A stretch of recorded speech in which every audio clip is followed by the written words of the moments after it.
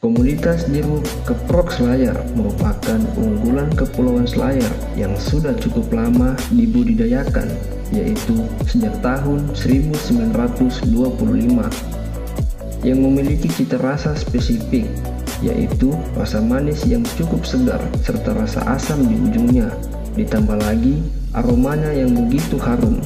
Selain itu, jeruk keprok Selayar memiliki tekstur daging yang padat dan karakter kulit yang mudah memisah dari bagian dalam jeruk. Komunitas asli Selayar ini mengalami kejayaan tahun 70-an. Saat itu, produksi sangat melimpah dengan harga yang kompetitif. Banyak petani di Kepulauan Selayar mampu menghidupi keluarganya dari budidaya jeruk keprok Selayar ini. Selain itu, mereka mampu menyekolahkan anak-anaknya. Namun sangat disayangkan, kejayaan jeruk keprok Selayar ini sudah mulai tergerus dan nyaris menghilang akibat terjadinya penurunan luas pertanaman, produksi, dan produktivitas.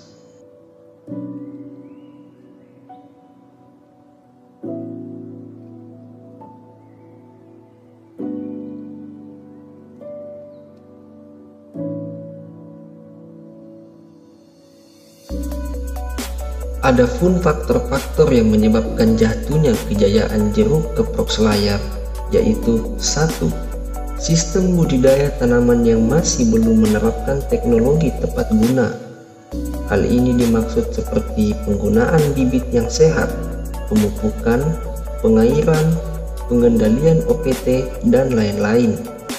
Yang kedua, kesuburan dan kesehatan tanah yang semakin menurun, seperti pH tanah yang masam, fisik, kimia, dan biologi tengah mengalami degradasi, serta minimnya ketersediaan air.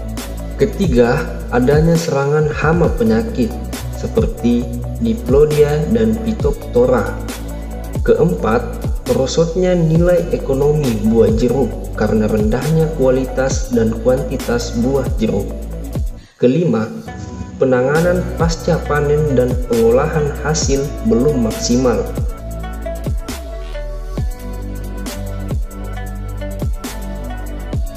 Berikut data luas tanam, luas panen, produksi, dan produktivitas jeruk keprok Selayar dalam 5 tahun terakhir.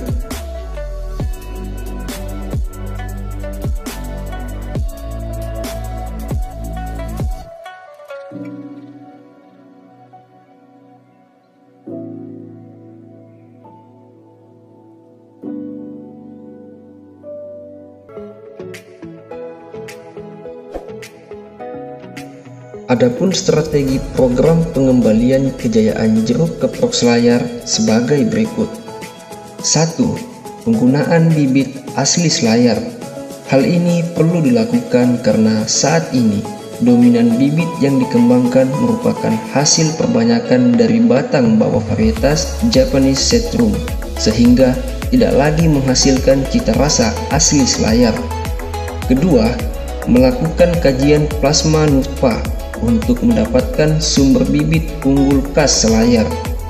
Hal ini dianggap sangat penting untuk mengoptimalisasi produksi dan produktivitas serta cita rasa asli jeruk keprok Selayar. Ketiga, membangun instalasi kebun benih dan kebun plasma nutfah. Hal ini dianggap sebagai pusat pengembangan bibit jeruk dan pohon induk jeruk keprok Selayar. Keempat, program riset aksi petani seperti studi dan sains petani. Program ini dianggap penting untuk mencetak petani ahli khusus jeruk keprok Selayar dan peningkatan kualitas SDM petani dalam mengkaji dan berinovasi. Kelima, melakukan show window dalam bentuk dem area seperti percontohan dan indikator keberhasilan pengembangan di lokasi kawasan.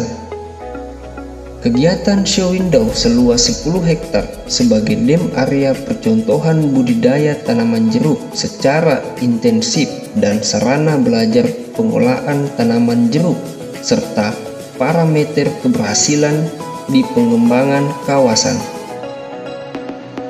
Keenam, mengembangkan pertanaman jeruk keprok selayar skala kawasan 10 hingga 25 hektar per satu kawasan.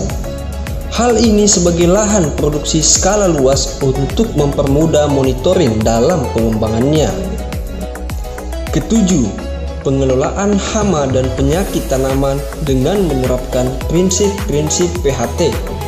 Dengan pengelolaan hama dan penyakit tanaman jeruk dengan mengedepankan cara preemptif untuk mencegah kerusakan ekosistem pada kawasan, sehingga dapat tercipta keberlanjutan biodiversitas.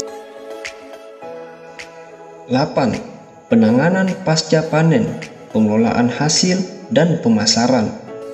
Hal ini dilakukan untuk menjaga mutu serta kualitas produk yang dihasilkan berdaya saing, sehingga dapat diterima di pasaran baik domestik maupun internasional. Rancangan kegiatan pengembangan jeruk keprok selayar tahun 2020-2021. 1. Penetapan pohon induk jeruk keprok selayar sebagai sumber benih sebanyak 300 pohon. 2. Pengembangan lahan seluas 250 hektar, 100 hektar di tahun 2020 dan 150 hektar di tahun 2021. Ketiga, penetapan calon petani dan calon lokasi pengembangan jeruk keprok selayar seluas 100 hektar. Keempat, penyiapan bantuan kawat duri sebanyak 2.300 roll untuk lahan seluas 250 hektar. Kelima, pembangunan sarana pengairan dengan sistem irigasi tetes. Keenam, membangun instalasi kebun benih sebagai pusat pengembangan bibit dan pusat kegiatan riset aksi petani sebagai tempat studi dan sains petani. 7. Show window seluas 10 hektar. 8. Dukungan anggaran sebesar 8 miliar pada tahun 2021